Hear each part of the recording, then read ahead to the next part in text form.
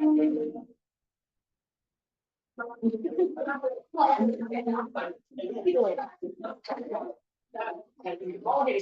how many copies did you guys in this? Somewhere 50 copies. California, you never get much million. This never was in materials. Get class.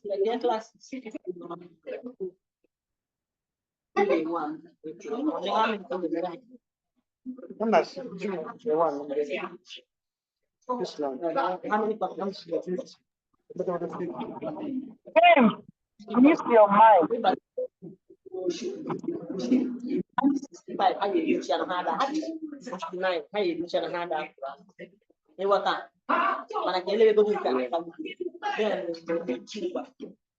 Yeah, too. The bed is not. Fifth comes in.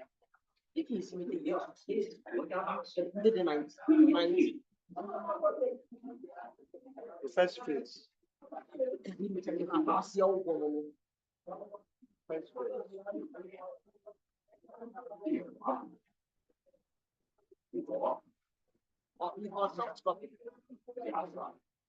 Only a car soft copy for. Please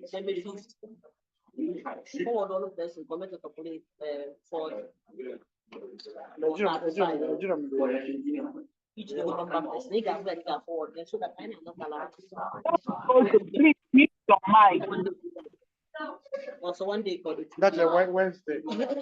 Okay, Monday, Thursday. Wednesday. I'm I'm a member guy. That's another thing. tell you now. Not I can. Naro, I am my network. And everyone's so good at this year. Network and everyone's. It's not telling.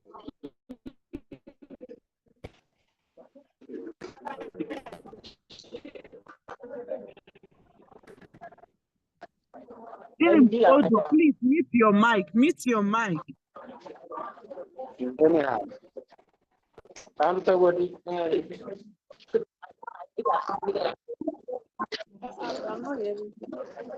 That's in the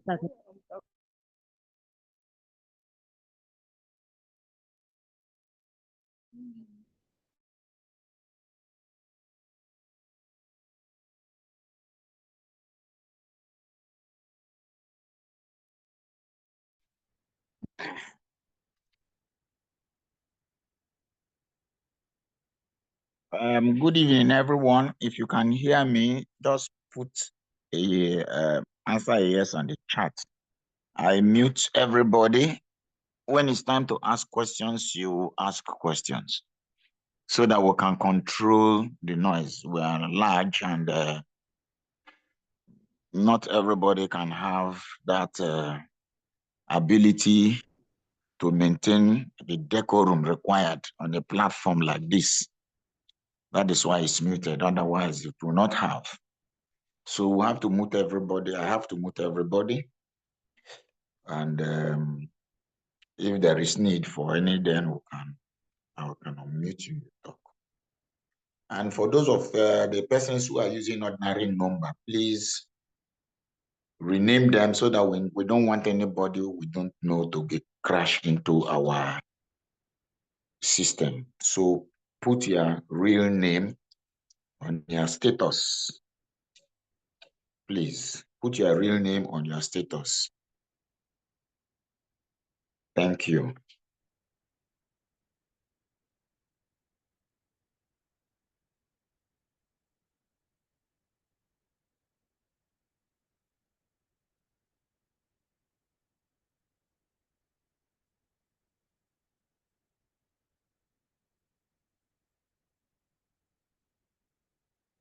Okay. You can unmute yourself and say something if your hand is raised.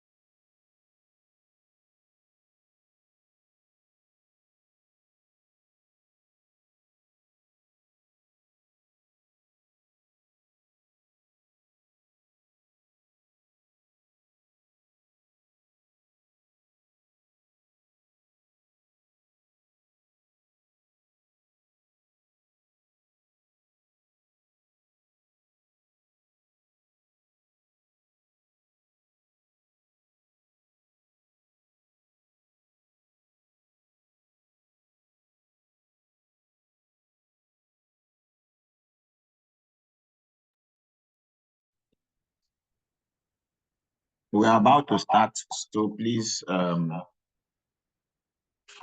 it was deliberately muted.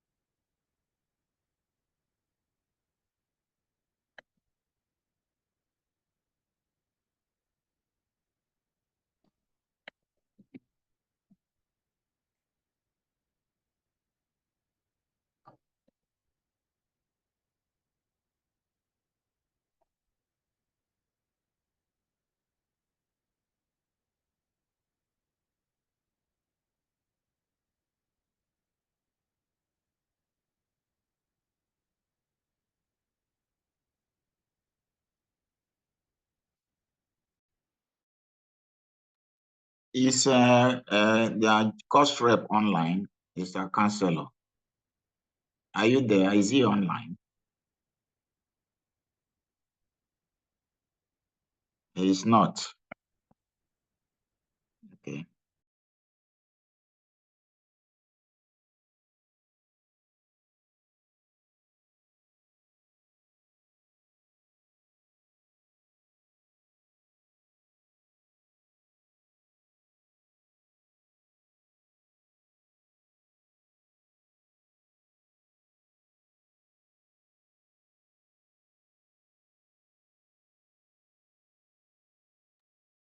Okay, I can see, yeah, yeah. Please, I want to make you a co-host so that you can write.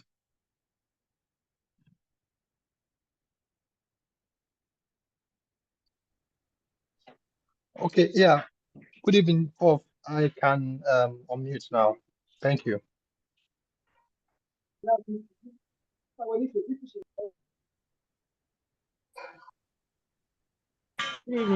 Okay, sir, so I can talk now. Before you muted everyone and I couldn't talk. Yes, So I muted everyone because yes, no problem. Yeah, you can see why I muted everyone. The noise. yes, I will be doing the work for you, sir. I will be muting everyone. Yes, the best thing is to mute everyone. When we are done with the lecture, then we can unmute everyone to ask questions. It's okay, sir. Yeah. Okay, sir. So mute everyone and mute me. Now that I give you a co-host, I think Come maybe you can inside. operate like that. Yes, sir. Was having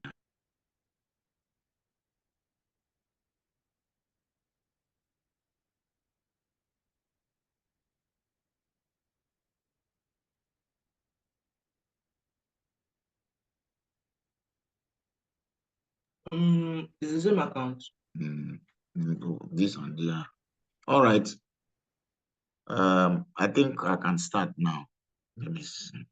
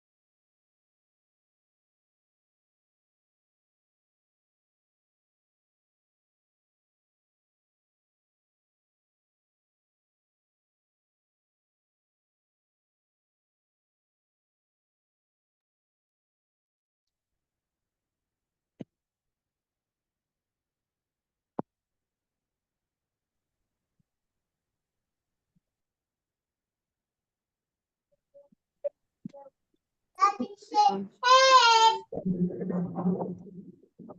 the class started? Please, oh, we Eme can't hear. Oh, has the class started? Has the class started? This the class has not started. We can't even hear anything. I don't understand them. So The class has started now.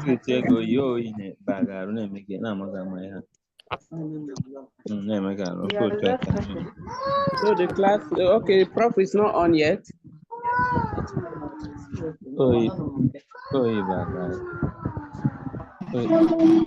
Let me meet everybody now. Good evening. Can everybody please mute themselves? Can you please mute yourselves so that we can have a seamless conversation? Please. Mute yourself, Pab.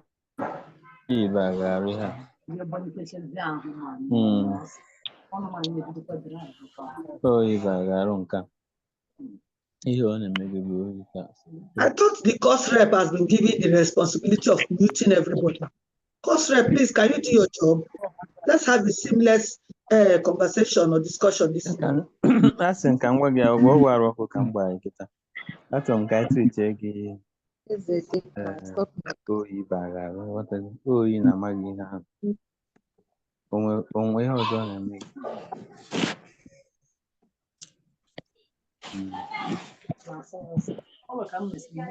Who is this? Who is this annoying Ejiofor? Everybody mute your mic now. All right, good evening, everyone. We are starting our epidemiology lectures today. And we are going to start with the history of epidemiology.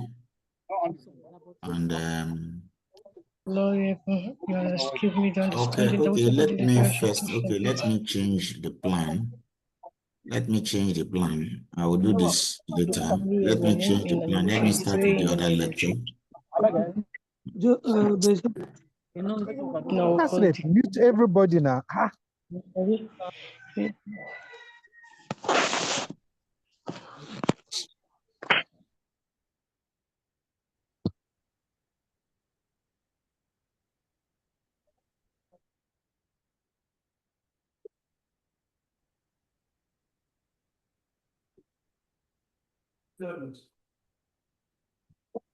All right.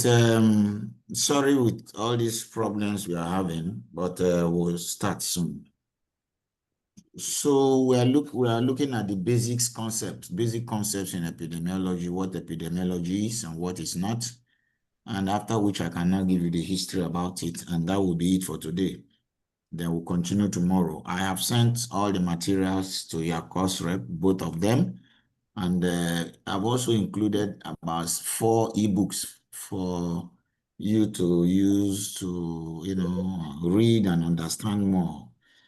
Because as you know very well, these lectures are not sufficient to give you in-depth knowledge of what you might actually need. So I will prefer if you also take out some time and do some reading. That will also be very helpful to you. And at the end of every lecture, I will encourage everyone to ask questions. But when I say ask questions, I find it funny at times. Some people will not listen. And when I say ask questions, instead of asking questions,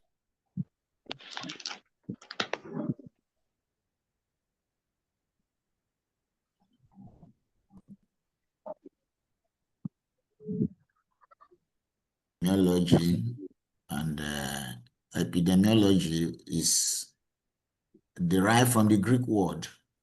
It's like my network is a bit problematic here. I don't know if I can just use a minute to change my career. The epidemiology is derived from a Greek word, a combination of words, epidemic. That Greek word is a combination of 3 words, epidemos and logi or logi. epidemos and logi. Epi is talking about what has come upon the people, or what has come upon the common people. So it's and it's logi just the study. So literally, in the literary meaning, to mean what force upon common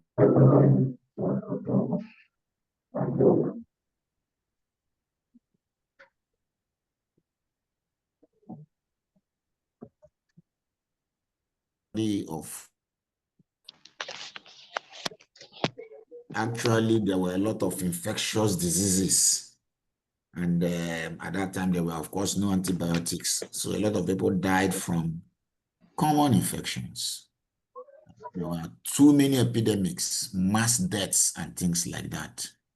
So that is why the study came up. And from the various definitions you can see here, definitions of epidemiology, you see people define it variously, but not all of these definitions are correct, not all of them. Parkin in 1873 defined epidemiology as a branch of medical science which treats epidemics. But as we know in current science today, epidemiology is not only about epidemics, treat other things. Frost in 1927, that is a science of mass phenomenon of infectious diseases, and so on and so forth. It was only McMahon that became slightly in 1960s closer to what epidemiology is actually. So he says it's the study of the distribution and determinants of disease frequency in man, but it's not also very correct. So this is the correct definition. The correct definition is that of James Last, James M. Last, and he's saying that the epidemiology is the study of the distribution and determinants, the study, distribution and determinants and deterrence of diseases and other health-related events, health-related states or events in specified human population, and the application of this study in the control of health problems. What he's trying to say, I will break them down so that you understand. That is the study of the distribution, right? The distribution in terms of who, where, when, and things like that, of diseases, and not only diseases, health-related states that occur in human population, not in any other population like animal population. So the distribution of diseases or health-related states in human population. He also added that it's not only the distribution of the diseases, included determinants of disease and deterrence of disease. So some definition will have the distribution and determinants only. Some definition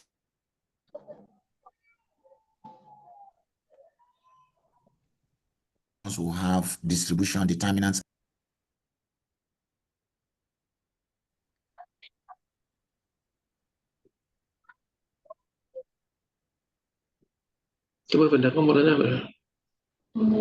Charles. No, police. He is married in the UK. Please, this person now, can you do us a favor? Can you just keep quiet for a while or you get out, please?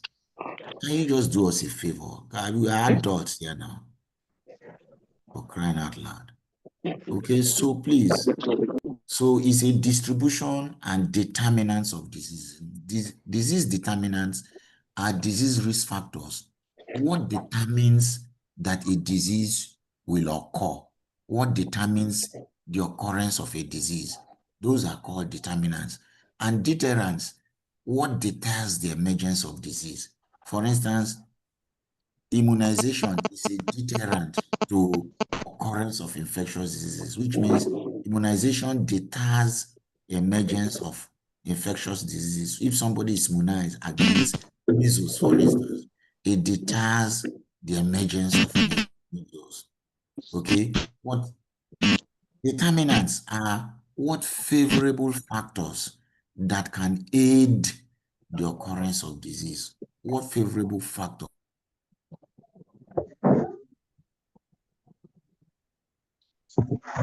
These factors can be human factors, host factors, individual factors, can be environmental.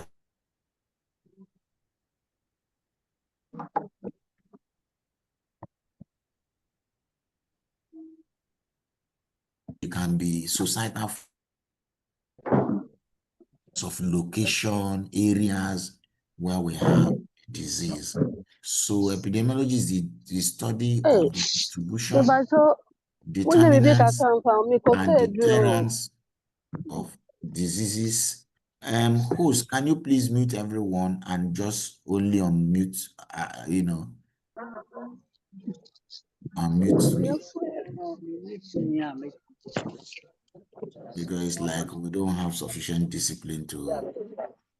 All right, so so is the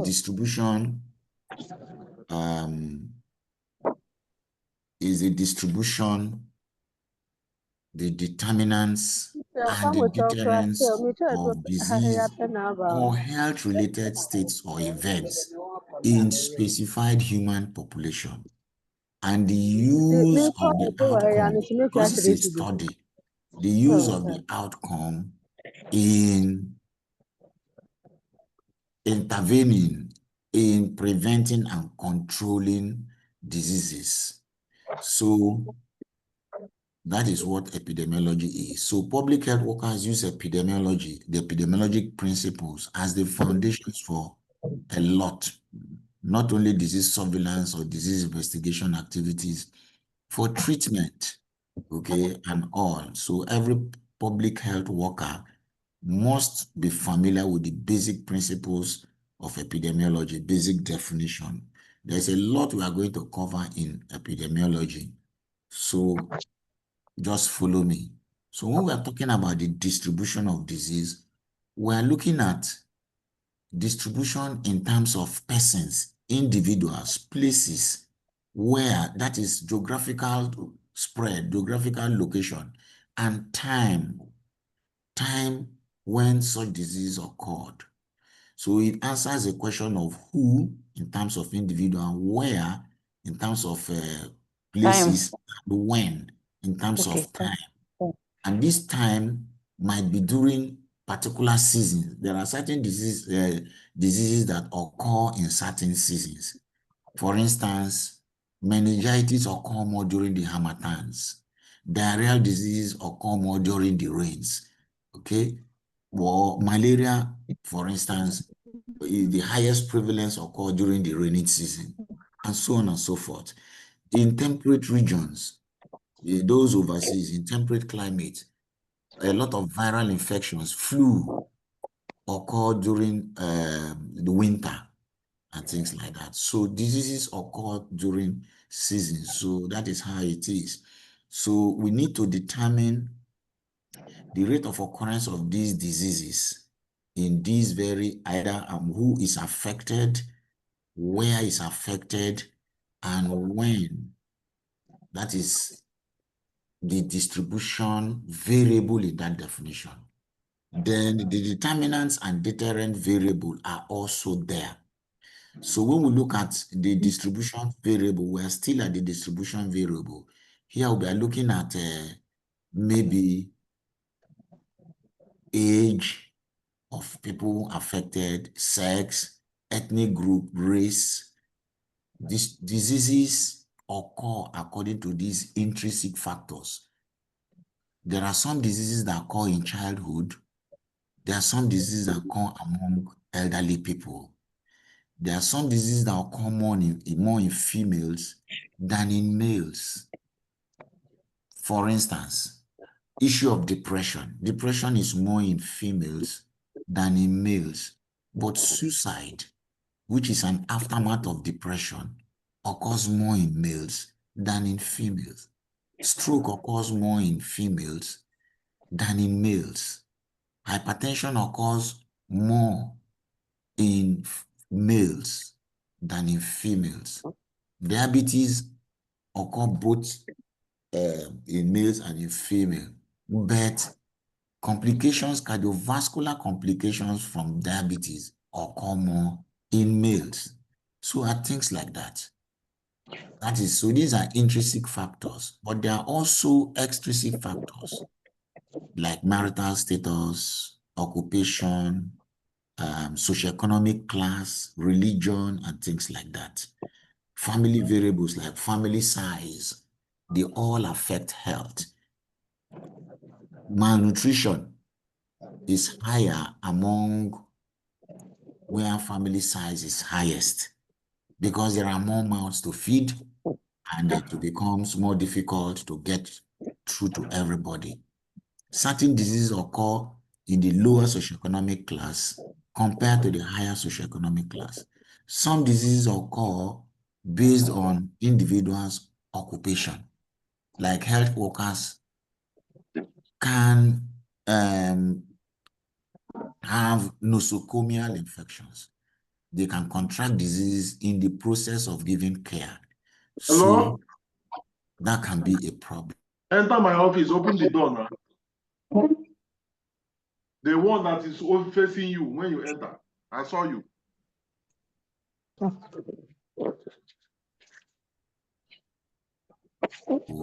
Compare with married people. Come, I beg. Come now, they hear you, come.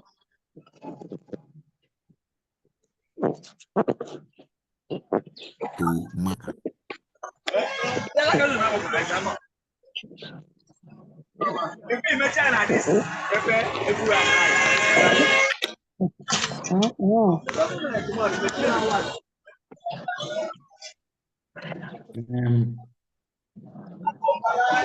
Kello, your hand is raised. Do you want to say something? I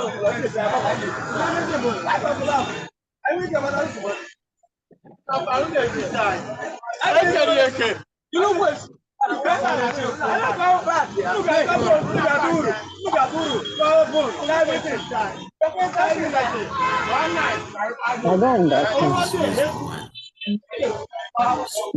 So age, for instance, as people grow older, no, man, we can't do it this way, gentlemen and women, or ladies. We can't do it this way. Look, if you are not disciplined, I'll just walk away.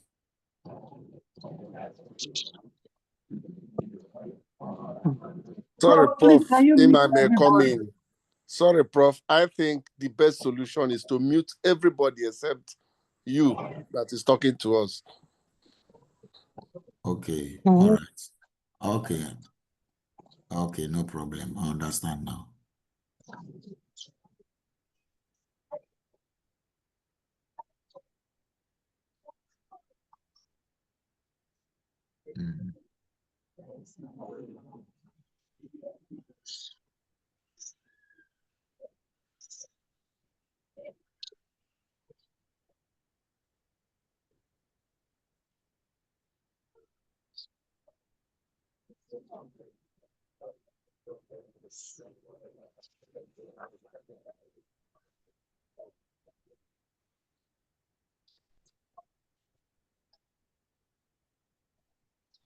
I have made you the host now.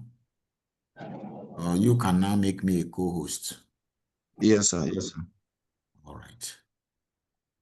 So that we can control this. So as I said, some diseases are commoner with certain age and all that. The same thing, mortality. As people grow older, disease occurrence increases in them. The same thing with mortality, which is about death, increases as like that. Salmonella infection is commoner, in elderly than in children. That is why you hardly can see young children suffering from salmonella disease, but rather they can suffer from staphylococcal infections. Okay, in terms of sex, the same thing, death rates are higher in males than in female. Morbidity also is higher in females. Death rate is higher in males than in female, but sickness episodes is higher in females than in males. Okay, so death in utero, that is children dying in the womb or during the neonatal period, is higher among male fetuses or male children compared to sorry, compared to female. Compared to female. So that's how it is. It does happen that way. When it comes to ethnicity, a lot of diseases have ethnic a lot of diseases have ethnic coloration. Ethnic coloration. A lot of diseases have ethnic coloration. Okay, when it comes to ethnicity. For instance, some diseases to whites, while others are commoner among blacks. Like diseases like fibroid are common among black women, while white Caucasians suffer more of endometriosis. Okay, diseases like cardiovascular diseases, TB, syphilis, hypertension, they are higher among blacks. The black race have highest form of hypertension than any other race in the world. Whites suffer more of things like atherosclerosis, suicide, leukemia. It doesn't say that blacks don't suffer from this, okay, but they suffer. And cancers of like the cervix is common among blacks, and breast cancer is commonest among whites. While we have sickle cell disease among black, the whites will have cystic fibrosis, a disease called cystic fibrosis, and among the Caucasian race. So that's how it is. So disease can happen based on ethnicity. Then when it comes to marital status, the same thing. Death increases. You can see the arrow from the lowest to the highest. Married people, lowest death rates, it occurs among married people, followed by, higher among single, among widowed, and divorced. Okay. Well, we can understand some of the stressors that can accompany them. Sexually transmitted infections are common among single people compared to married. Breast cancers are common among singles compared to married people. So marital status influences the outcome of diseases. Widows and widowers often die from heart attack when compared with other people. When you do studies to compare, you find out that the rates of heart attack is highest among widows and widowers compared to the general population. Now, coming to social class. Social class also has a way of affecting the disease occurrence in individuals. For instance, you normally will understand that social class links somebody to wealth and power, prestige, wealth, power. And because of that, certain diseases can also occur. Diseases of affluence can also happen when people are so affluent and they don't lift a finger and ingest so much of junk food that are also very expensive and unhealthy. They can be prone to heart attack, cancers, and all that. On the other hand, the lower socioeconomic class, because of poverty, can also eat very nutritious food that can lead to malnutrition, kwashiorkor, marasmus, and all that. So when we look at the population, we know that social class, one of the ways we can determine social class, we can use people's occupation to determine their social class. We can use education to determine social class. We can use their assets or housing to determine their social class, or their income to determine their social class. So I've just mentioned this. There are certain diseases that occur in various types of social class. You get it and you read through, you can understand. So let's go back to that definition. When we look at the definition in terms of distribution and place, you find that the knowledge of place help us in the allocation of resources when it comes to certain diseases. If we know that a particular disease occurs more in a particular area, then we allocate more resources. Resources in terms of healthcare personnel, resources in terms of health facilities, equipment, drugs, and whatever it takes for us to provide health service for that place. So factors in a place can also help spread disease in a particular place, like the environment. Okay, factors in a place, either the environmental factors, the social factors, biological factors, or physical factors. Each of these can affect the spread of a disease. Social factors, for instance, when people are crowded in a place, diseases like TB can be easily transmitted. Diseases like measles can be easily transmitted. Diseases like scabies and other skin infections because of what? Crowding. Okay, so a lot of these. So all these gives us insight about how diseases are spread.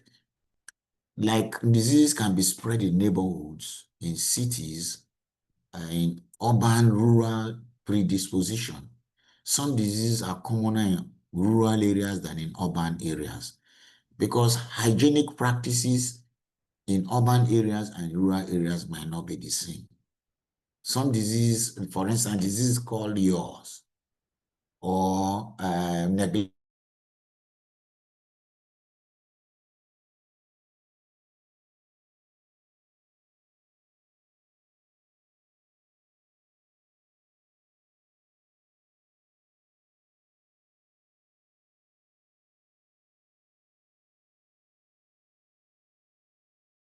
tropical disease like ulcer occur in a less, socioeconomic class and things like that.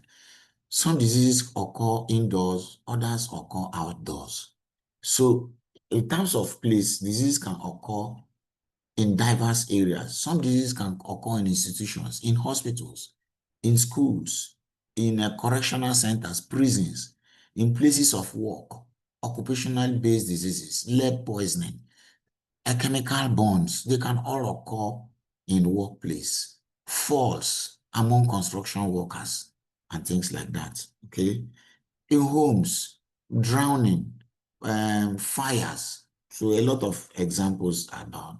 So physical factors like climatic conditions, temperature, cold, humidity, pressure, they all can affect disease occurrence or may worsen disease occurrence, like malaria, diarrhea, meningitis, influenza, that's common cold.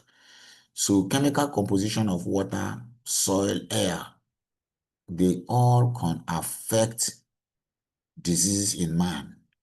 For instance, water that doesn't have, that is not chlorinated, or water that has like fluorine, doesn't have fluorine or excess of fluorine. If it doesn't have fluorine at all, it can lead to dental caries, tooth decay, holes in the teeth, or fluorosis, which is on the opposite, that destroys the teeth completely, right? And all that. Malaria, for instance, is more common in the tropics. But the mosquitoes are all over the world. Those of you who have traveled everywhere, you can see that even when you're in UK or US, there are mosquitoes, but the only difference is they are not carriers of Plasmodium, because Plasmodium has been eliminated in those areas. So in areas of average temperature that is less than 15 degrees to 30 degrees centigrade, malaria parasite cannot thrive in those areas. Okay, so the same thing in areas that were very high rainfall and relative humidity, malaria thrives in those areas. The same thing about the altitude in terms of the topography. Malaria does not thrive in very high lands, in high, areas with high topography.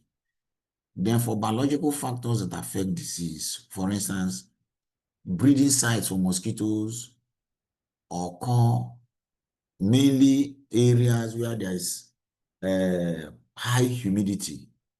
Then the effectivity, can be high in those areas. But in desert areas, effectivity is low. But areas that have high humidity, wet vegetation and all that, transmission is very high. Another biological factor is that bats are the #1 enemies of malaria. Wherever there are bats around, mosquitoes will never be there. Or larvivorous fish, or like gambusia and tilapia, they feed on mosquito larvae. It's just these measures are not very effective measures because mosquito is somehow ubiquitous, goes everywhere. All right. So that is why we can't use them effectively. Where there is large herd of cattle, mosquitoes are few because of the dilution effect. As mosquitoes bite and have blood meal from man, that's how it does from animals too. So when it comes to season now, we look at the trends. That answers the question why. Diseases occur in various seasons, okay, or even timing in hours. Gastroenteritis, outbreak of food poisoning can occur in quick succession in hours and days, while some will take weeks and months to occur. Diseases like tuberculosis can take weeks or several months in terms of the, to occur. Leprosy is even worse off. Leprosy can even take several months before they emerge. So that's how it can be. Okay, so when it comes to 3 basic patterns here, we have the secular trend, cyclic fluctuations, and seasonal fluctuations. So those are the basic patterns when it comes to disease timing. Secular trend, when we use the word secular trend, is a long-term trend. Secular trend are a disease pattern that occurs over a very long period of time, over years, over decades, and centuries. That's what we call secular, that's a trend.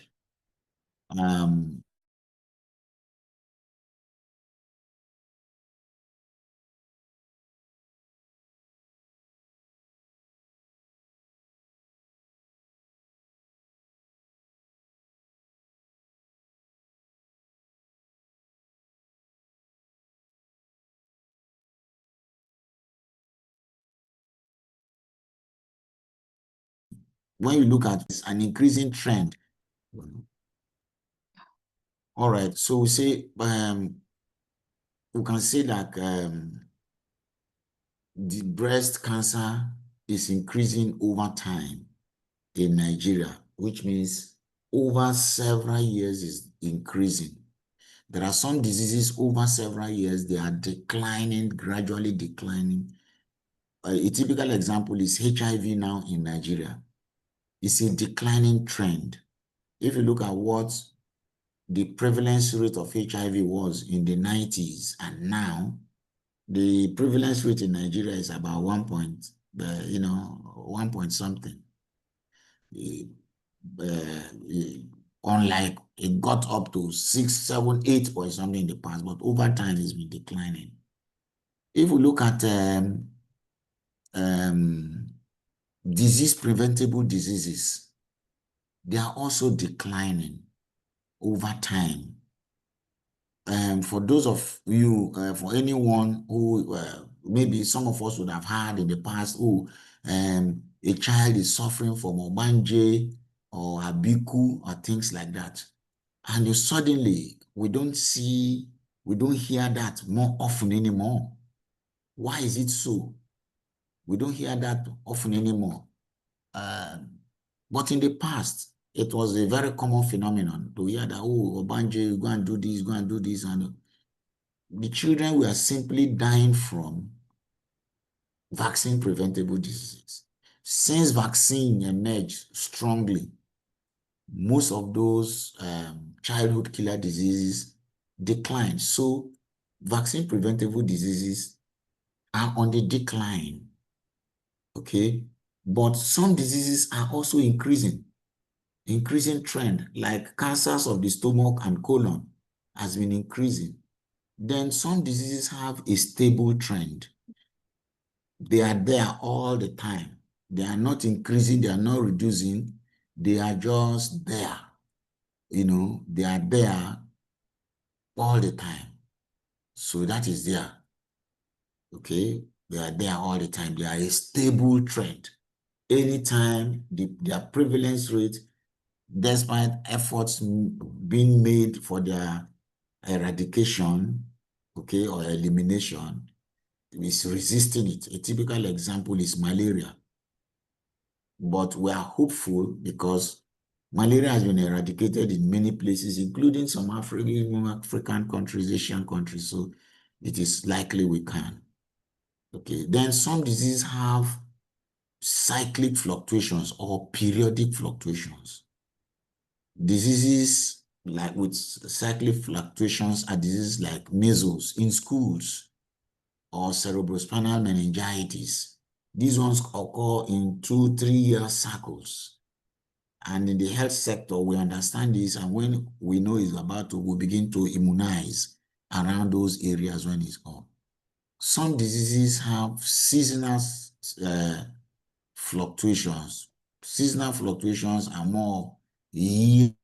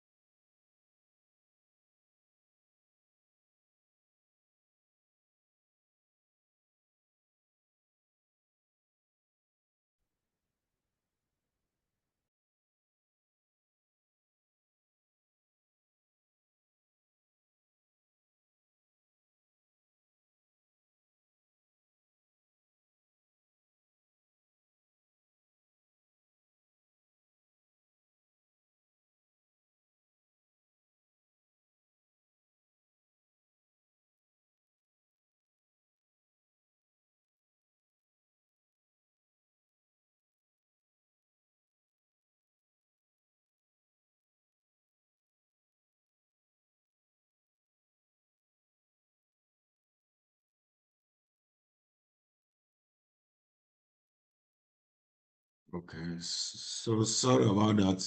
The network. I just hope you can hear me now.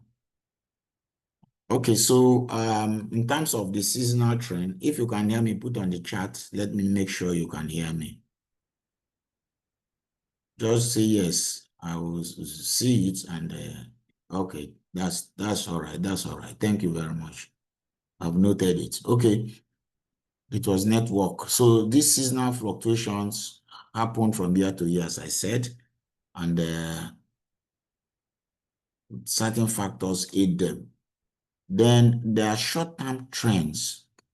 These are outbreaks of examples like food poisoning from contaminated sources of food or water, outbreak of sexually transmitted infections from prostitutes, or outbreak of polio from contaminated vaccine.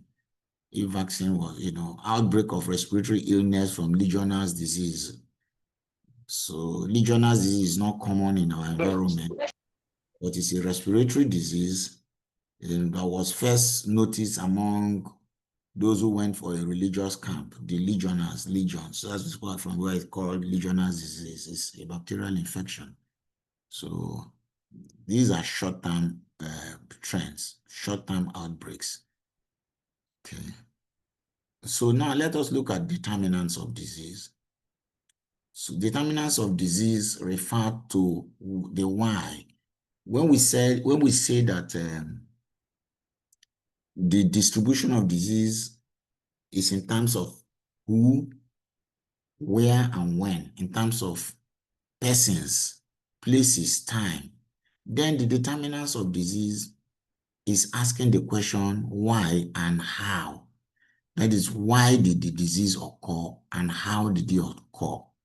This question is slightly higher in terms of evidence than mere just who is affected,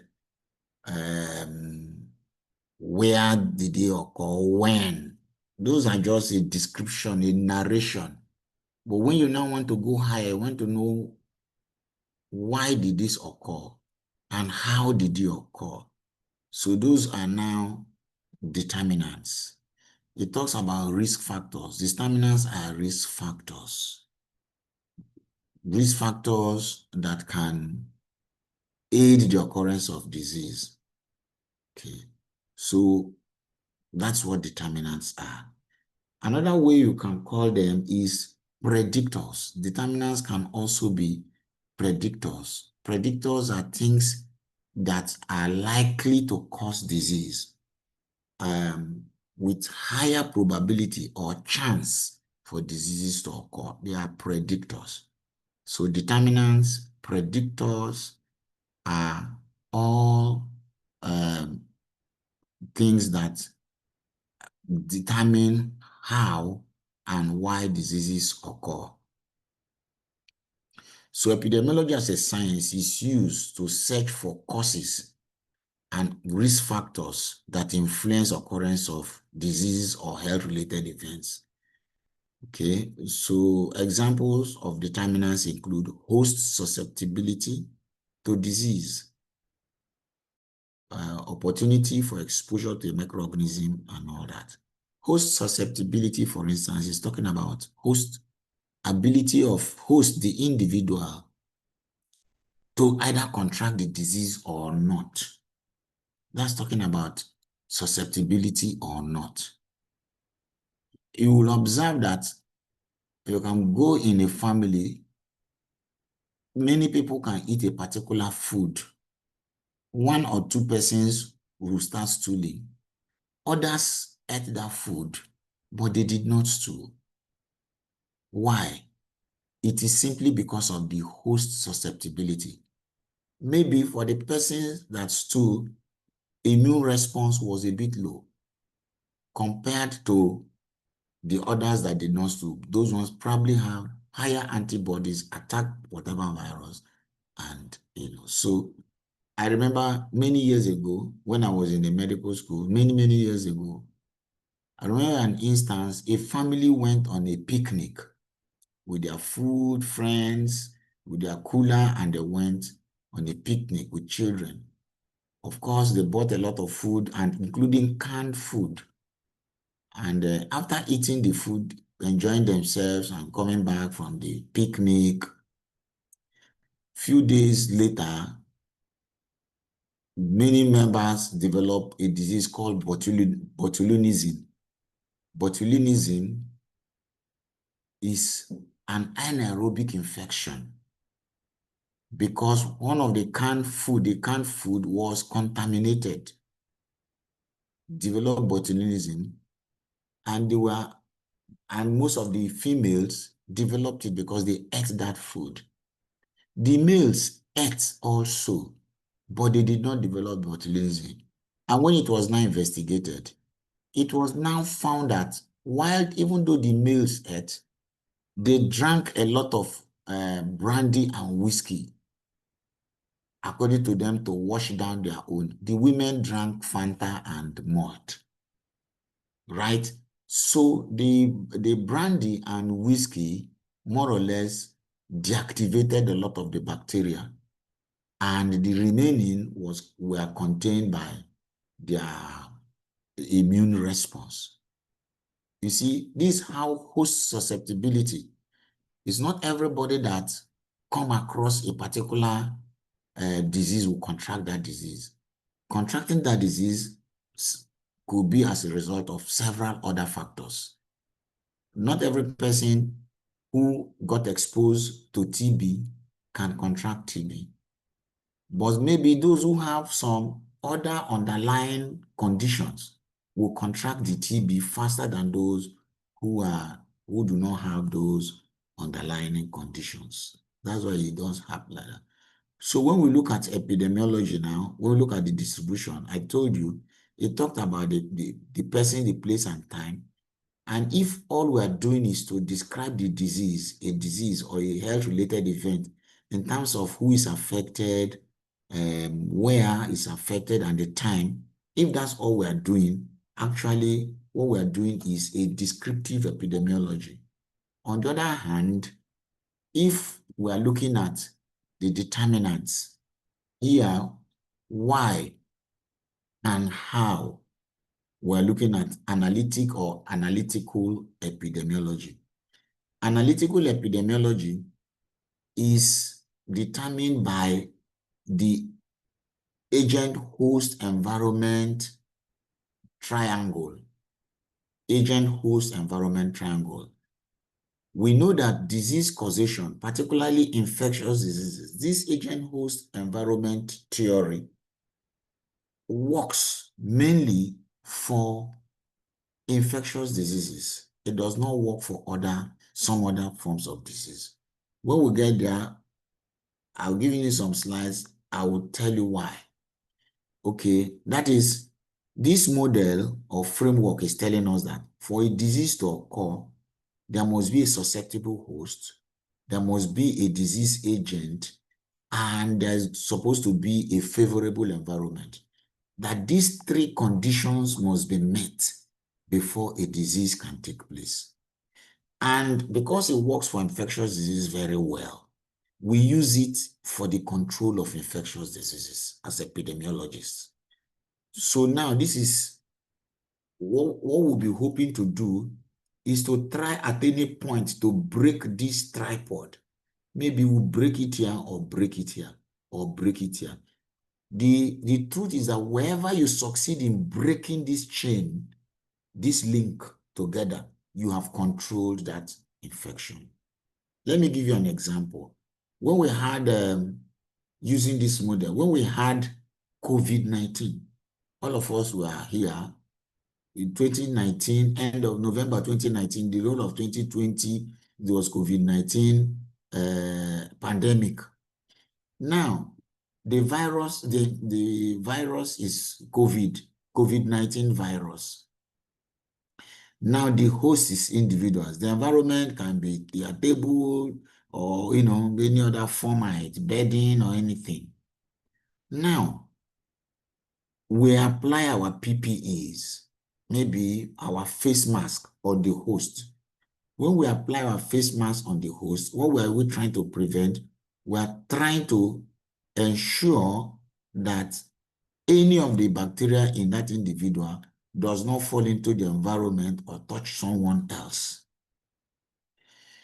On the other hand, we say maintain at least 2 meters of distance, because we know that if you maintain that distance, that disease will not be transmissible from one person to another. It will fall on the ground or on the table.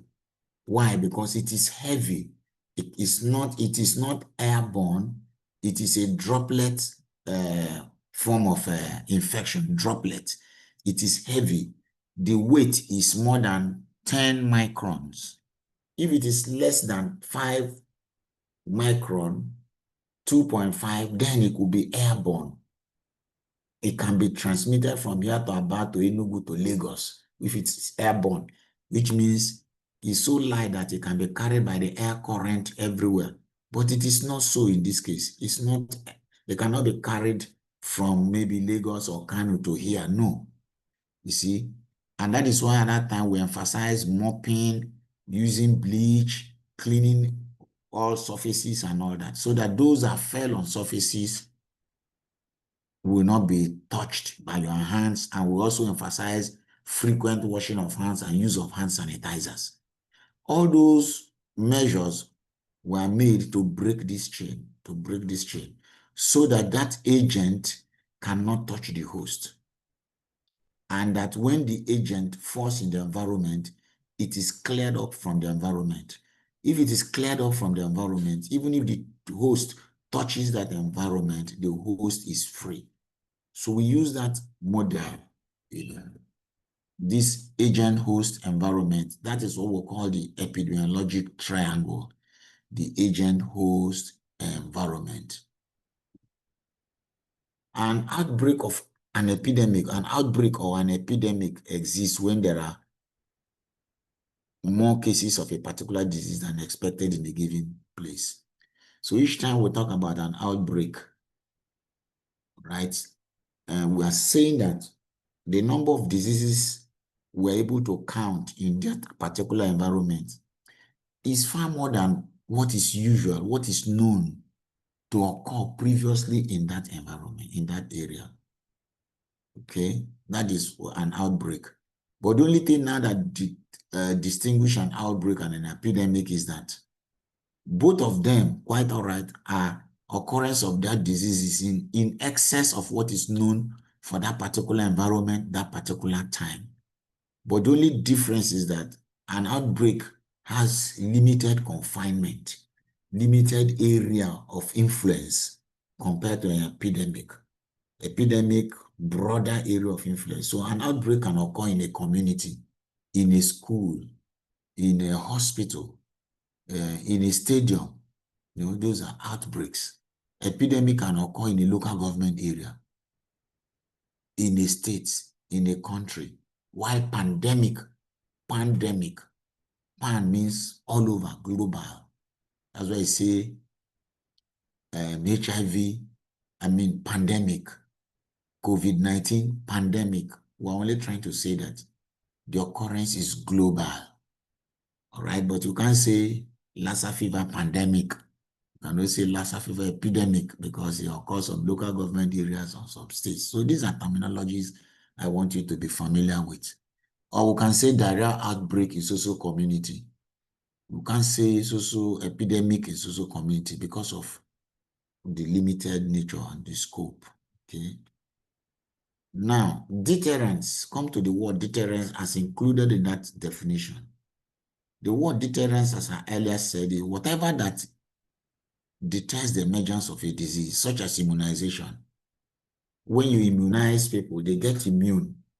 They develop antibodies. When subsequent contact with such bacteria or virus, you find out that their body immune response will fight off those bacteria. So it's a deterrent for disease occurrence. The same thing, health education. Health education is about giving information to people about imbibing good health practice. And if they imbibe good health practice, for instance, hand washing. Okay, hand washing is a good health practice. or improvement in personal hygiene, taking bath and things like that. So when that is done, you find out that things like skin infections is limited, scabies is limited, chemoprophylaxis, like pre-exposure prophylaxis. Somebody inadvertently have a needle prick from a HIV patient. The person will go for chemoprophylaxis, pre-exposure prophylaxis. Okay, I mean post-exposure prophylaxis, so that the disease does not eventually develop. In that early infancy is destroyed. Then the same thing, we can also now use that idea to come with pre-exposure prophylaxis, so that people will have prophylaxis, okay, that can deter the emergence of disease. So whichever way, good nutrition is also a deterrent. If people eat balanced diets, their immune status improves, and all these intercurrent infections flying left, right, and center will not get to them. So those are some of the things. Then specified human population. Epidemiologists are concerned with collective health of people in a community, in a society. When we are talking about community in public health or in epidemiology, we are not emphasizing, we are not talking about, we're only saying a community where people, wherever individuals live. Okay, it's not talking about a rural area, because some people have that misconception. You can have a community, we say university community, in the hospital community, all right? So that's how it is in the school community. Community here does not refer to a rural area. No, not at all. It's just a commune where people are living, and that's just what it is. Or other areas of impact. So we are concerned with collective health of people in a society, if you like, other than other areas, okay? So in a society, then of course, the application, and when we talk about this society, we're talking about human society, not animal society. Animal society does exist. There are epidemiologists in veterinary medicine. They are called epizootiologists because of animal epidemiology in the animal world. That's about disease prevention in the animal world. We work together with them because of today we have the concept of One Health. And if you observe, you see that a lot of the disease outbreaks in recent years, even before now, are from animals. So we need that collaboration, in using that One Health approach. Okay, the human, the environment, and the animal environment, the physical environment and the animal coming together as One Health so that we can tackle diseases. Then, of course, since epidemiology is a study, at the end of this study, what do you do with the outcome of the study? You use the outcome, all the data, evidence provided in order to better human health, either for disease prevention or control of existing diseases. The word prevention we use when diseases have not occurred. We want to prevent their occurrence, so we put preventive measures. We don't want them to occur, to happen. We don't want them to ever happen. We want to stop them from, prevent them from happening. While if they have happened, we want to minimize the adverse effect on the society. We use the word control. That is why at times we hear disease prevention and control, disease prevention and control. That's just what it means. Words are not wasted. Okay, so that's what. So this is a summary of everything we have said. So now, 3 main components of it we talk about, although I've put all these, the descriptive epidemiology, distribution and all that. So it is clear already to you. It is clear.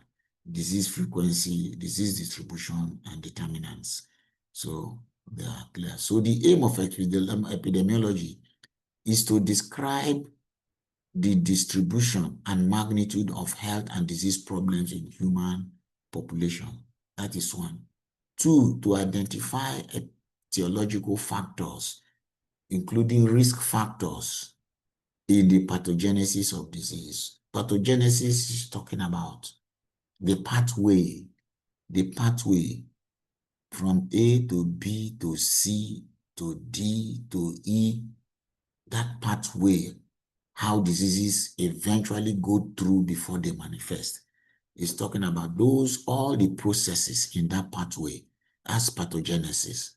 Then to provide data essential for planning, implementation, and evaluation of services.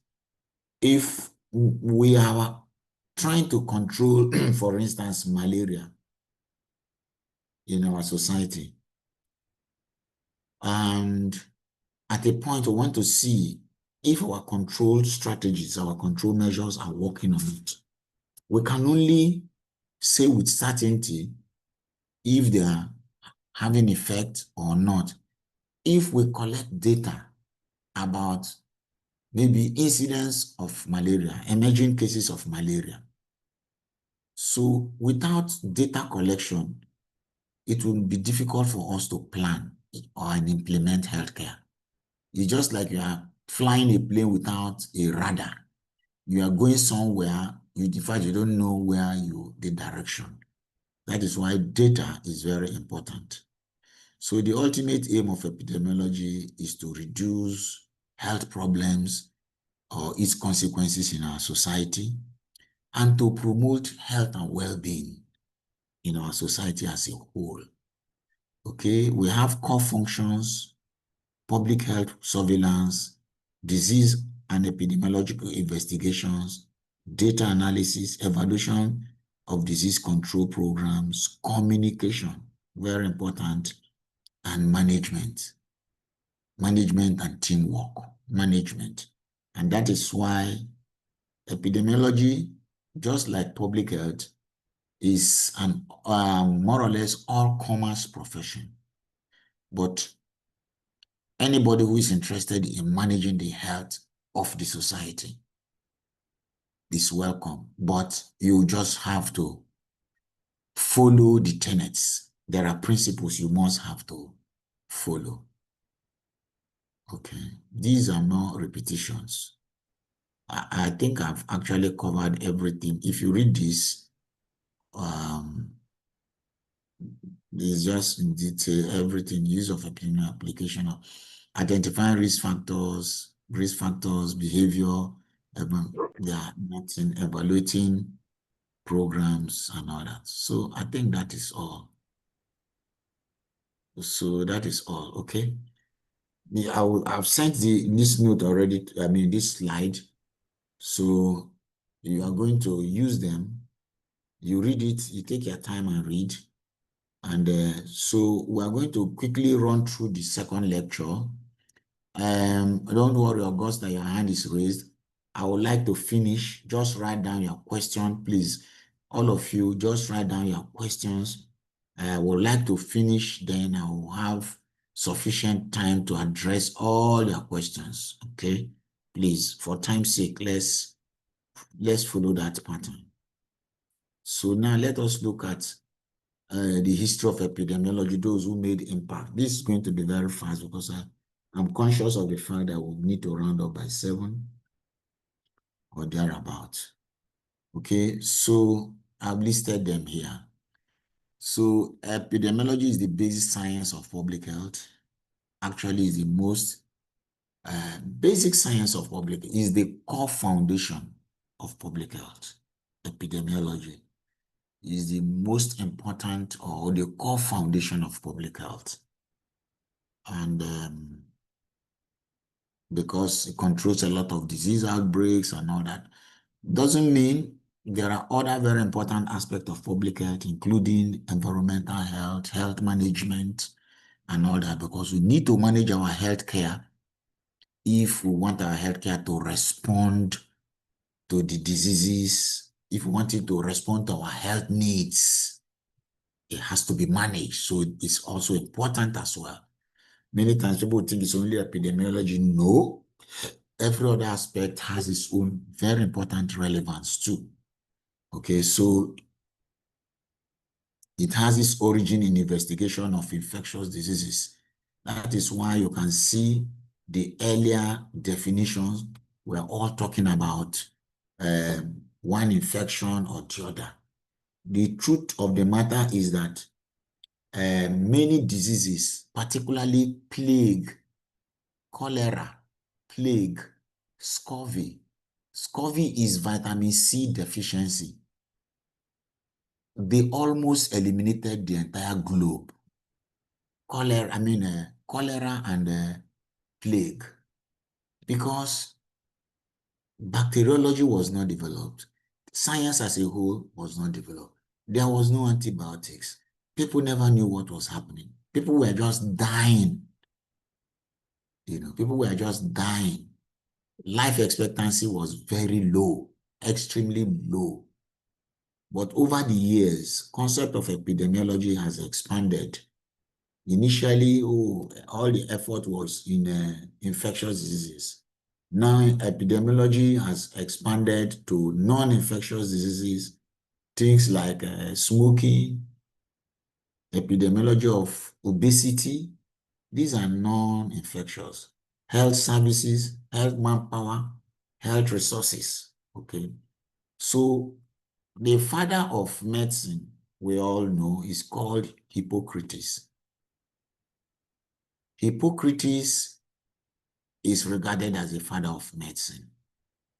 And one of the reasons why he was regarded as the father of medicine is that his own philosophical approach to medicine was, regarded medicine as a natural occurring phenomenon and not a supernatural phenomenon. Before that time, people attributed illness to either spirits or one thing or the other. He was the first person that associated that illness is not a spiritual thing. Illness is a natural thing, and that illness is related to our human environment. So he wrote a book. His contribution to epidemiology is based on the book he wrote. The title is On Airs, Waters, and Places. In this book, he noted the environmental factors. He noted that environmental factors influence the occurrence and pattern of diseases. Environmental factors. That is, factors in the air, factors in the land, and other places affected human diseases. Then the other major contributor was called the Guillaume de Ballot. He is a French physician. He was a French physician, an aristocrat, and he studied at the University of Paris. Of course, attained the Bachelor of Arts degree in 1568. So you can imagine how rudimentary medicine was at that time. So this person, in fact, he was the personal physician of Henry IV. Okay. His contribution was in the area of rheumatoid arthritis, rheumatism. He is regarded as to be the first epidemiologist since Hippocrates. That is, he was the person that followed Hippocrates' order. So he was the person who gave a vivid clinical description of pertussis, whooping cough, in 1578. He was able to, then rheumatism. So he is noted for that. Then the other one is Thomas Sydenham. Thomas Sydenham is called the British or the English Hippocrates. He is a physician. If you're a physician, you know Sydenham's disease and things like that. So Sydenham was also one of the people who made early contribution, not only to the development of medicine, but epidemiology. Epidemiology, of course, started from the public health, generally evolved from medicine. So all the people it evolved, preventive medicine, all evolved from medicine, core medicine. Well, it was reason that we can't sit here and be treating those who are already sick. What can we do to prevent them from getting sick and coming to us to treat? That is where the idea came from.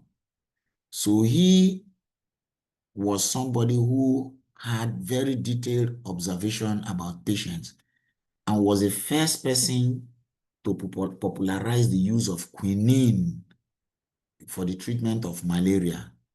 So among his achievements is the discovery of the disease called Sydenham's chorea. Sydenham's chorea, also known as St. Vitus dance, Sydenham's chorea. It's in internal medicine. So it's an internist, actually. Then the other one is John Grant. John Grant was an English statistician. So you can see they are not all doctors. He's an English statistician. He is a founder of the science of demography. I believe in some of your this you notice you study some aspects of demography. So he was the first person to try to document morbidities and mortalities. He had a publication, Natural and Political Observations, mentioned in the following index and made upon the bills of mortality. So you can see a cover of that is book. And at the time he wrote that book, 1662, Bills of Mortality. Here, he was able to document the mortalities. He was the first person to estimate the number of inhabitants. He's a statistician, a demographer about census, age structure, the rate of population growth, the pattern of mortality by age and sex, and survival from birth until death. So he was really a great scientist, a great one, a statistician.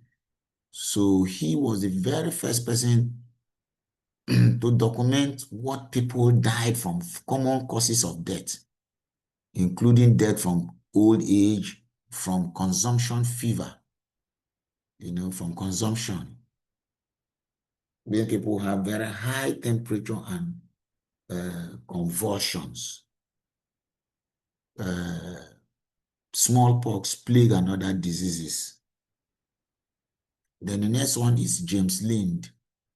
James Lind is a physician, is a Scottish surgeon, is a naval surgeon, a sailor.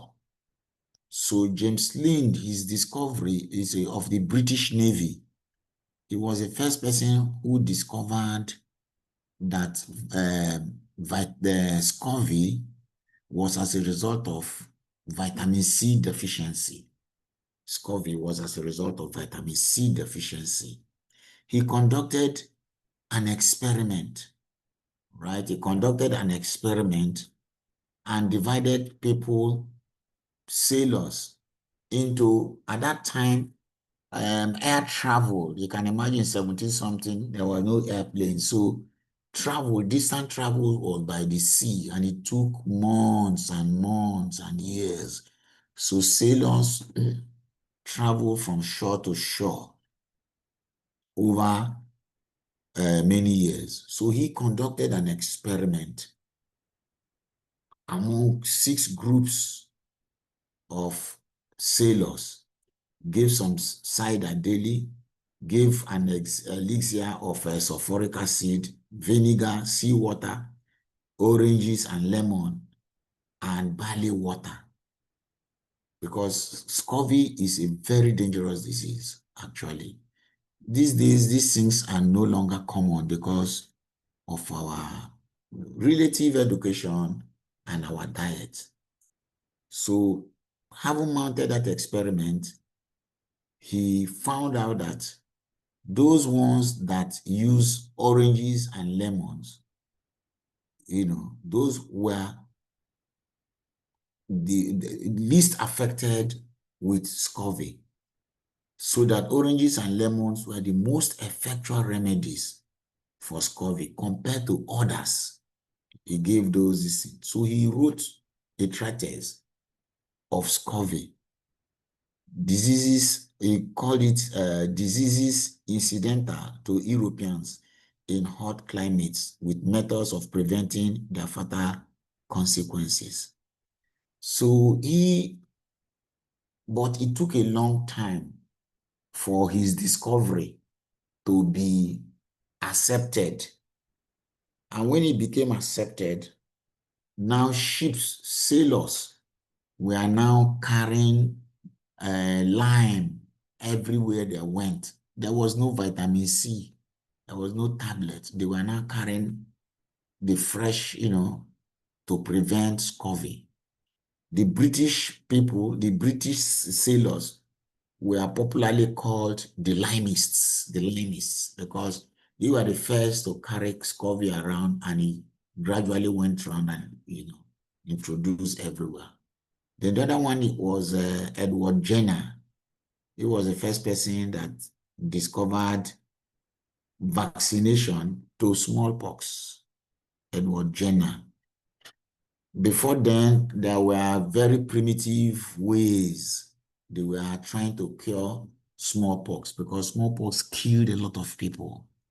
But it was Jenner who made an observation. So for those of you who are physicians, observation is very important. Observation.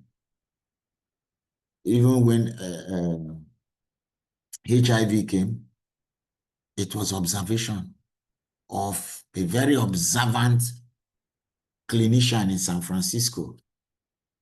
In a case series reports, observation is very important. So he made observation when a lady declared that she will not, he made a statement that she will not get smallpox because she has had cowpox. So he now decided to carry out an experiment to find out, is it true? So he did a very primitive experiment that worked. Now, look at Sarah Nemes. Sarah Nemes is a milkmaid infected with cowpox. Cowpox is similar to smallpox in man, cowpox in animal. So this lady has been infected with cowpox. So James Phipps is inoculated with cowpox from her. Okay, the crumbs from her was inoculated to James Phipps. James Phipps falls ill a little bit, a mild case, but recovered. Just as at times you take some vaccine or some children, they develop some fever and they recover. After that, then scabs of smallpox was collected from a patient of smallpox and inoculated to Phipps, James Phipps. And Phipps became unaffected. When Edward Jenner observed this, he did this hypothesis, he tested it, and seen that those who had ever been infected with cowpox became immune to smallpox. That is from where the idea of developing a smallpox vaccine came. So you can see Edward Jenner performing his first vaccination in 1796. Okay, so the term vaccination is derived from the Latin word vacca, which means cow. Because at that time, they now got it to use that a primitive experiment. You see, he operated purely on observational data. and that provided him the basis for preventive intervention. So smallpox, and then it was in 1967 that WHO began a global effort, international effort to eradicate smallpox. And that culminated in 1978. By 1978, the last case of smallpox was was in Somalia. The very last case, I think, was in Somalia. And by 1980, WHO certified that smallpox has been completely eradicated after 2 good years of none again. But WHO also estimated that about 350 million new cases had been prevented over the past 20 years. Then the other one is Ignaz Semmelweis, a Hungarian. You have the Semmelweis Institute of Medicine, Semmelweis University in Hungary, in Budapest. So he is a gynecologist and obstetrician. He was the first person that deciphered puerperal fever, and that puerperal fever was as a result of infection. That women were infected during the process of giving birth. So they got infected. A lot of women died. You can imagine a situation where out of 100 women that give birth, 25 will die from puerperal fever. So this man, this Hungarian, discovered that puerperal fever was, he was the person that discovered hand washing, and now found out that those where people wash their hands, that puerperal fever developed less. But before then, there were popular theories that atmospheric toxins, plenty, blah, blah, blah, because the world was in darkness. So, but these men made some great discoveries. And since then, hand washing became a major intervention in healthcare, so that there cannot be any healthcare service without water. You can imagine the extent, the procedure for hand washing before any surgery, the procedure for hand washing before taking birth. At that time, of course, there were no hand gloves, right? So that was a problem.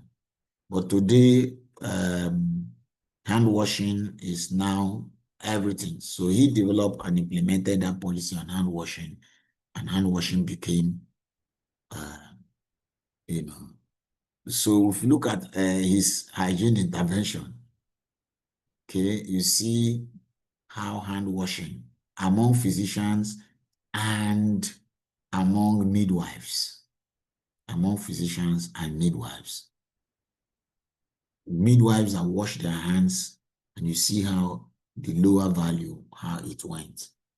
The prevalence rates of maternal mortality was far lower. Okay, let's just quickly. Then the next another important person too with contribution was John Snow. John Snow, if a popular foundation, John Snow Foundation, they're even in Nigeria. John Snow, he's an anesthesiologist. You can imagine somebody, anesthesiologist in the theater, what is he doing with public health? But these are physicians, these are people who brought up the science of public health as a subspecialty of medicine and, of course, health now. So anesthesiologist, he was the first person who made the theory, he propagated the theory that cholera was a waterborne disease. At that time, bacteria has not been discovered. That cholera was a waterborne disease. There were several epidemics of cholera, okay, because of the source of water the people, drank. There was the miasmic theory of disease at that time, that diseases are caused by bad air. So you can imagine doctors, they thought that bleeding people, could cure cholera. I can imagine the type of doctors they were at that time. Okay, so that was how primitive it was. But this man made an experiment. Okay, it didn't continue. Sorry, maybe. Okay, let me just talk about it. I shortened it here. He decided to make an experiment. In London, for any of you who is familiar with London, you know the River Thames. River Thames is one river that crisscross London as a city, many places crisscross London, River Thames. So, and it's a source of drinking water for the people. At that time, two companies, the Vauxhall, Southwark and Vauxhall Company, then the other one is Lambert Company. Southwark and Vauxhall Company, then the other one is Lambert Company. So those two companies are the major companies that supplied water to London City. Southwark and Southwark and Vauxhall Company got their water from downstream, while Lambert Company got its water from upstream. They pumped their water and distributed.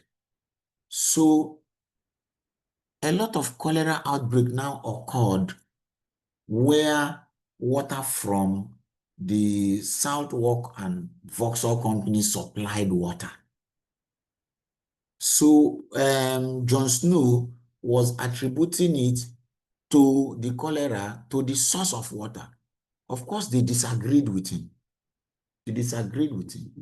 An experiment was made to turn off the taps of water in those areas. And when that was done, the cholera episodes dropped.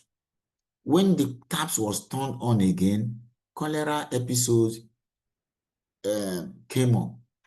And what was happening was that while they were having using water, River Thames as water source, River Thames was also used as a source for sewage disposal.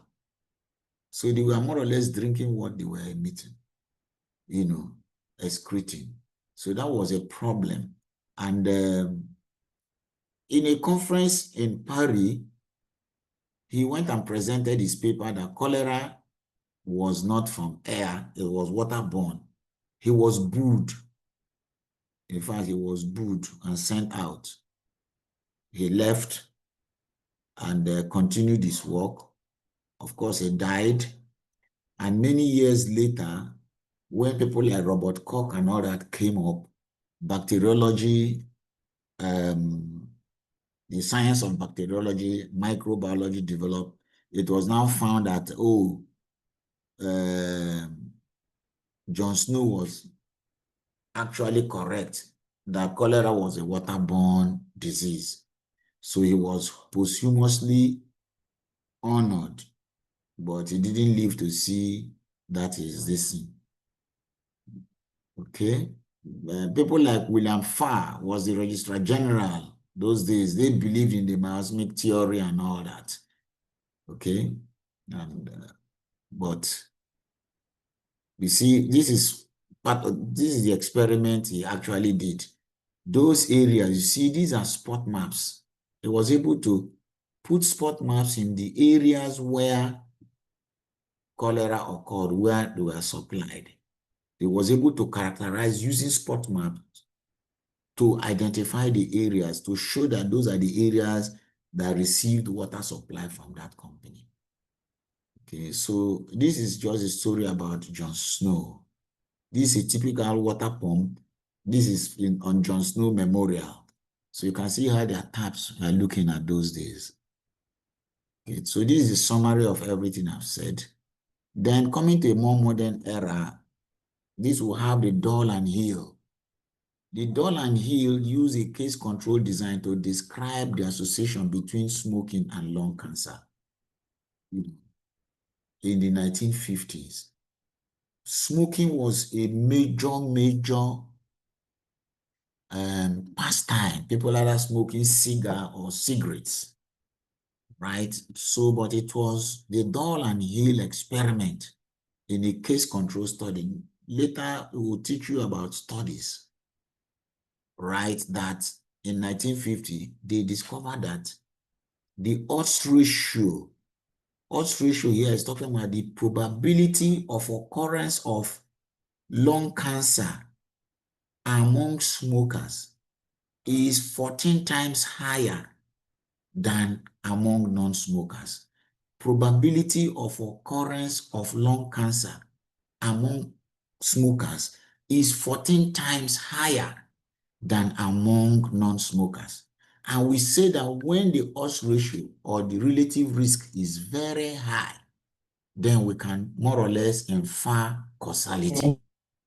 Okay, so the probability is very high. So that is the first experiment that led us to believe that smokers are likely to die from lung cancer, is the Doll and Hill experiment. Then the Francis et al. Here was the first field trial of vaccine in school for poliomyelitis in the 50s. Polio was a major problem. Then other cohort study. This one is the Framingham study. The Framingham study in Boston is one study that's been going on, a cohort study following people. It's been more than 50 years. The study is on. That study is still on. The Framingham study about heart diseases. Heart disease is still going on till today. Okay. I think we've talked about Grant. Then another interesting person in the history of epidemiology in the carrier state is somebody called Mary Mallon, or popularly called Typhoid Mary. Here, Mary Mallon was a chef, was a cook, but she was a disease carrier. She was harboring Salmonella typhi, Salmonella typhi in her gallbladder. Anywhere she went to work as a chef, as a cook, she infected the people with the disease of typhoid. Nobody knew where it was, okay? Not until Mary Mallon was, they noticed that wherever she went, in fact, it became so embarrassing for her that she fled. Of course, the authorities looked for her and got her quarantined on an island. When a society is primitive, it's a problem. Quarantined. And eventually, she was operated upon and her gallbladder was removed because that was where she harbored the Salmonella typhi in her gallbladder, because she caused a lot of outbreaks of epidemic of typhoid, outbreaks wherever she went. Mary Mallon. All right, and these are all, I think that is all. These are just the events in the timeline following in the chronological order. From the 10th century, the Greek word epidemic, 1665, everything we have said, following it by date, okay, to the Doll and Hill experiment. So thank you very much. So please, course rep, unmute everybody now so that we can take as many questions as Augusta's hand has been raised. Then Marilyn, no problem, as many questions, but let's go. All right, Augusta or Luchi, unmute yourself and ask your question, after which Marilyn, then, okay. Go on, let's not waste time, go on, please. All right, Marilyn, if Augusta is not yet ready, can you?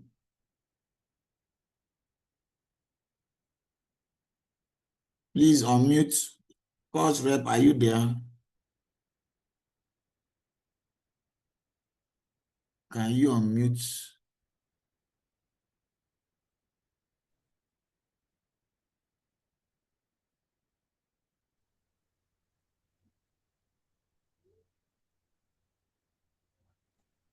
Oh no, is course rep, are you even around? What's happening here? Okay, if you are not muted, those of you who raise your hand, please go and ask your question. Go on and ask your question, please.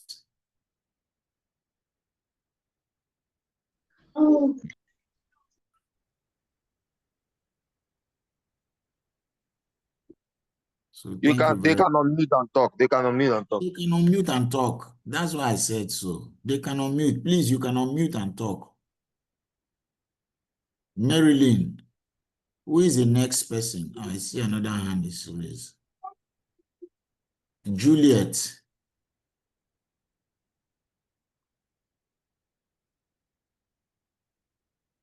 Okay, okay, Dr. Job. Oga, you there here? Go ahead and ask your question. At least you have seen your colleague, anesthesiologist, John Snow. What's going on? I mean, I'm not having a response. Unmute yourself now. Press the mute button. Or maybe there's still... I have a question, Prof. Can you hear me? Hello. Hello? Go ahead. Are you talking to me? Yes, can I go ahead? I have a question. Please go ahead. Go ahead. Okay, I want to, we've seen the history of epidemiology. Yes, please. And how the germ theory shaped the epidemiological practices at the time. So what are some of the lessons that the history can teach us, which is relevant in addressing the problems we have today? All right. The history teaches us that, one, we are coming from a very far end. And if you remember, I said about people like Sydenham, observations, right? Yeah. And these are men who made a lot of contributions to the development of the science to where it is today. Without their effort, we probably would still be in the dark. They are like the pioneers. They made the first stride in the right direction. Then others followed until it came to this era. It's just like a situation, somebody makes his or her contribution and exits, another person continues that way. You know, that is how. So their relevance is in their contribution to the development of science of public health and medicine. That's their contribution. All right, any other question? All of you who raise your hand, please, you can unmute yourself. I'm tired of calling individual names. Anybody who want to talk, unmute yourself and ask question.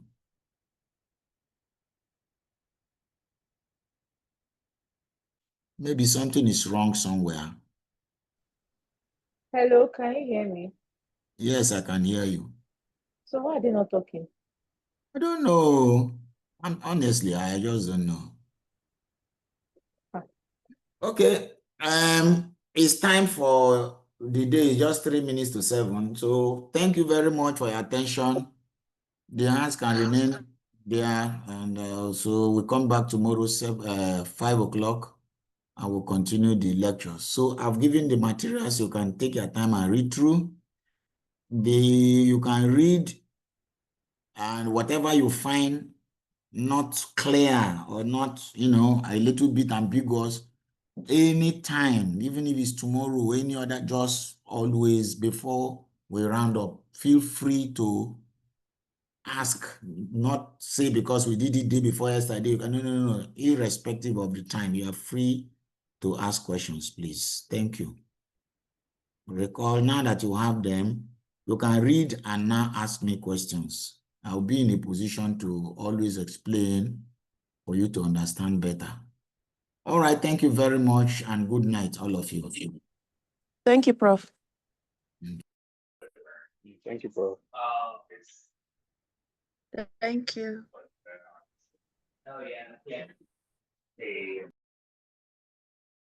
Thank you, sir. Thank you, Prof. Thank you. Thank you, Prof, for the wonderful show. Thank you.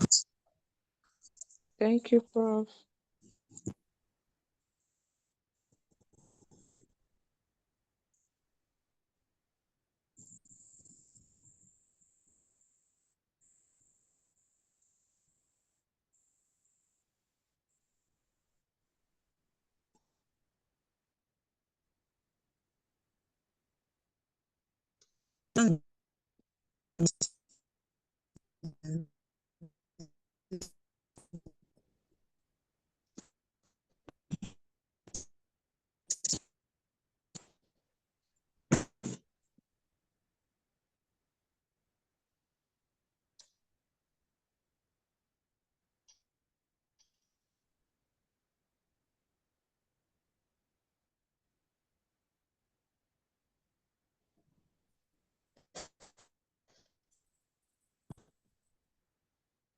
Yes.